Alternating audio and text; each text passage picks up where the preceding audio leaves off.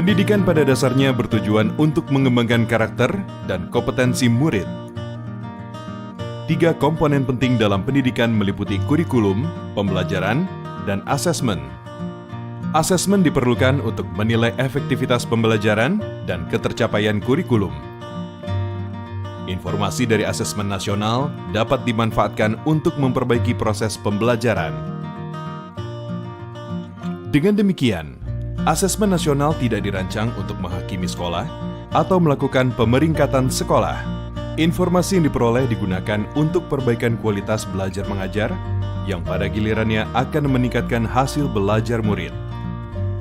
Asesmen nasional dilaksanakan dengan menggunakan 3 instrumen, yaitu Asesmen Kompetensi Minimum atau AKM, Literasi, Numerasi, Survei Karakter, dan Survei Lingkungan Belajar.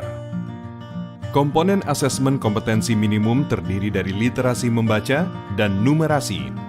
Literasi membaca adalah kemampuan untuk memahami, menggunakan, mengevaluasi, merefleksikan berbagai jenis teks untuk menyelesaikan masalah dan mengembangkan kapasitas individu sebagai warga Indonesia dan warga dunia agar dapat berkontribusi secara produktif di masyarakat.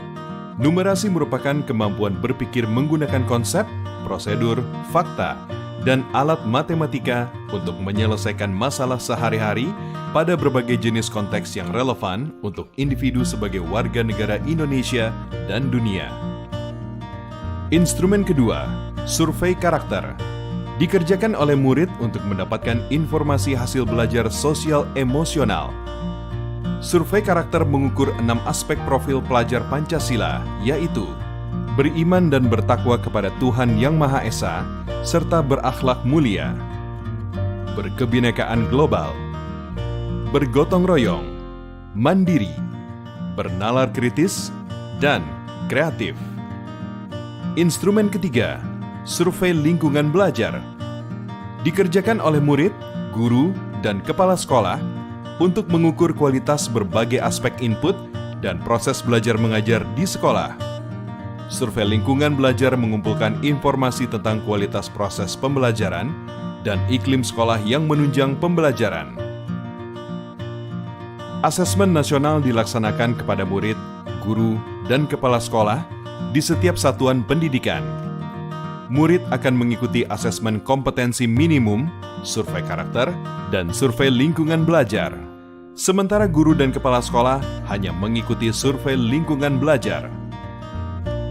Responden murid akan dipilih secara acak dengan jumlah maksimal 30 murid SD atau MI, 45 murid SMP atau MTS, dan 45 murid SMA, SMK atau MA.